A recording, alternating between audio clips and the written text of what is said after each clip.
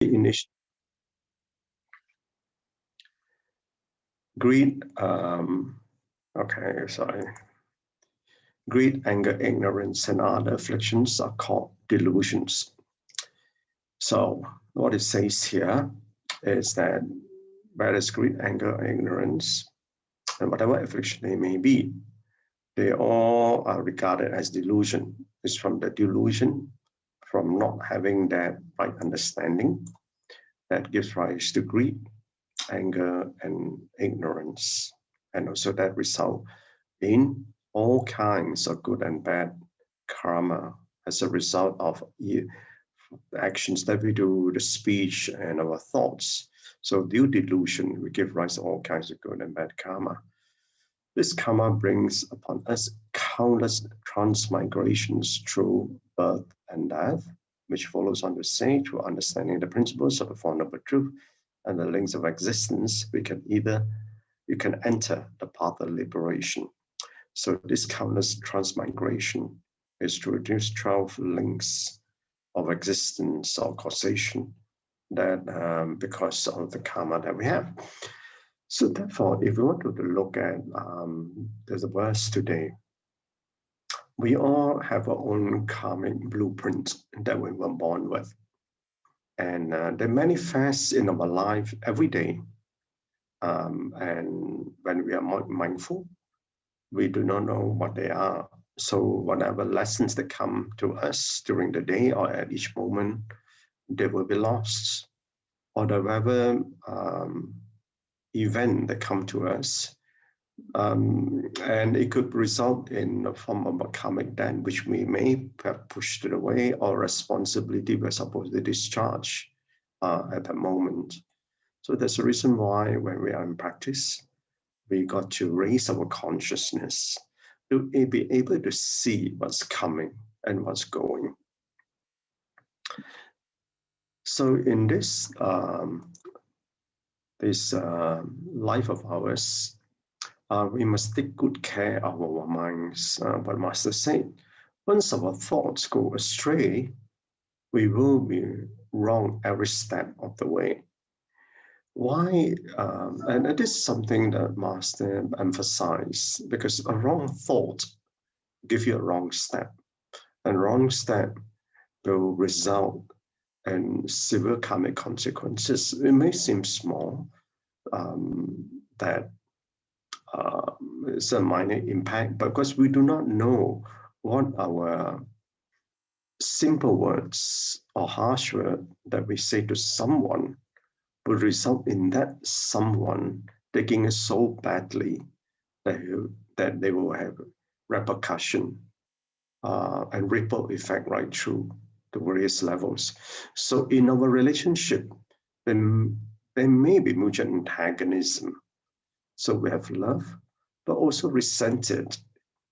And that's why these relationships in our practice is so important. And especially more so for us as a householder, because as householders, we still live this worldly life.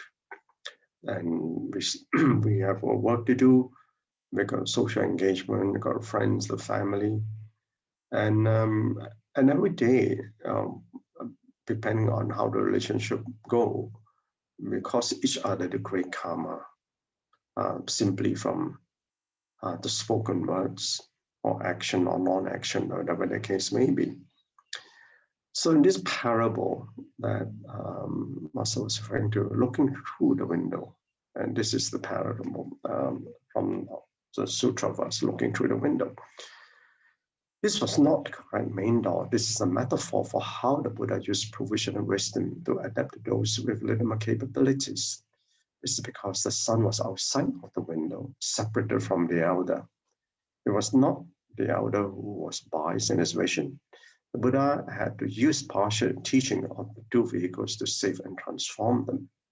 So this is the analogy that the Buddha used the window to adapt to those limited capabilities. He did not look through the main door. In other words, this is which is the main door was an analogy of the enlightened state, which is the door of Buddhahood. And as you may have remember, I have mentioned that the door of Buddhahood is through the door of Bodhisattvahood. So therefore, for one, and remember that they are at the small vehicle. So to show that the door of the Bodhisattvahood and Buddhahood will be difficult. So he cannot get them in the door. The elder looked through the window to see how to adapt the person who was working outside to the door. And in the same way, in our practice, that we have to grow our mind, and the mind that we have to grow into the continuum, I call it the mind continuum, lifetime after lifetime, and the progress of which is gradual. So in this learning, I put some of the words in red because those words in red are not in the transcript, but I try to put some emphasis and stitch it together. So it is rare to be born human, and even more rare to encounter the Buddha Dharma. I just add in two words, even more so, because to be born as a human being is already rare. And if you remember the perspective that I mentioned to you all before, for every human being, there are about 200 million insects. So you can imagine what about the Peta realm and what about the hell realm. So, and in this world that we know of, although there are other worlds in this particular world that there's about 7.7 billion people, but less than about 500 and over million Buddhists, and not many are in practice. So therefore, you look at encountering the Buddha Dharma, it's even more rare. So if we do not understand them, we will forever be entangled by our ignorance. And that's what referring to the initial verse is. And thus karma drags and entangles us, that this is all beyond our control. And that's the reason why in our practice, unless our consciousness is raised, we do not know what are the lessons that come to us.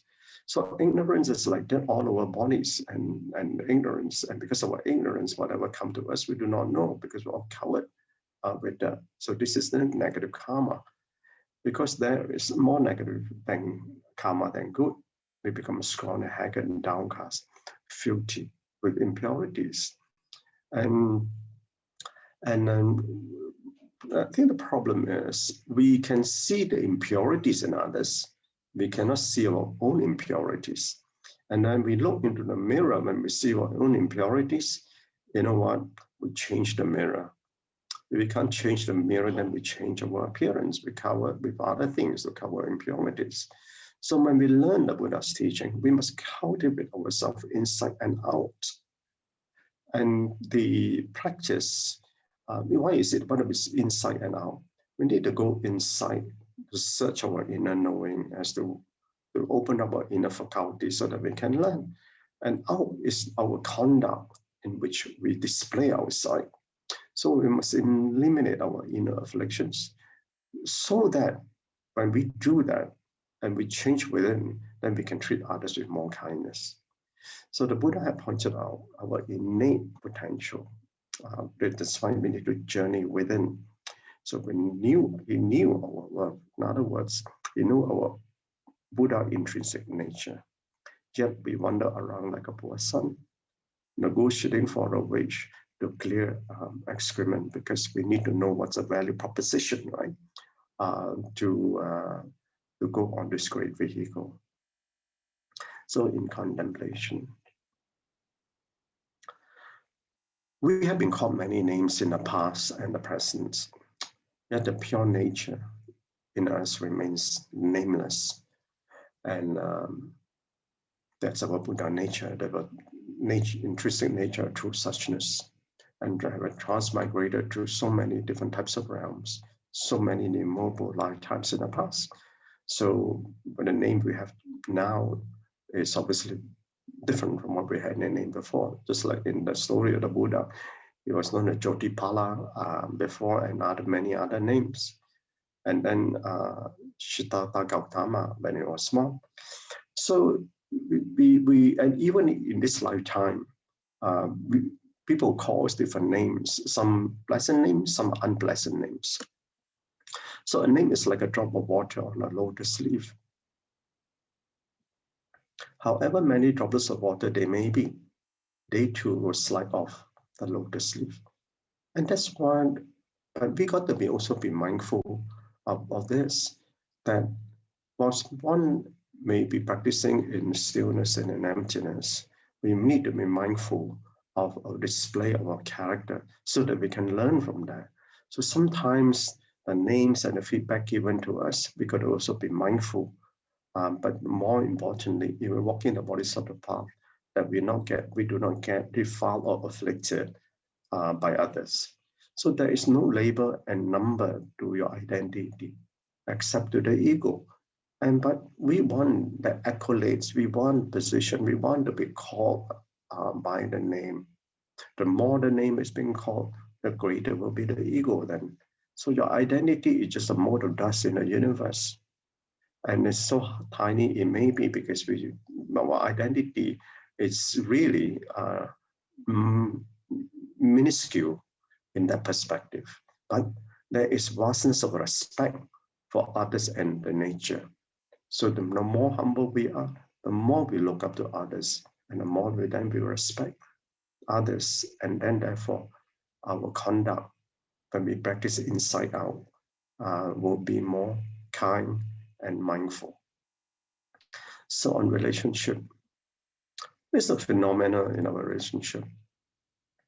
Every phenomenon in people, matters, and objects that arise will settle and cease in their own time and space. In the same way, any event that comes to us in our life as a form of our becoming from a karmic blueprint, when the condition is right, that the moment is right, and it will manifest. So people are great. So are matters and objects that we must respect, which I mentioned in the end of the contemplation just now. So one who understands others is knowledgeable, but one who understands oneself is wise. Offer your treasures to anyone who comes your way. So what are your treasures? Your treasures is your exemplary life that you want to show to others. So neither are you abiding in existence nor in emptiness. After all, there is nothingness in the end. Okay, Canon, brothers and sisters, thank you.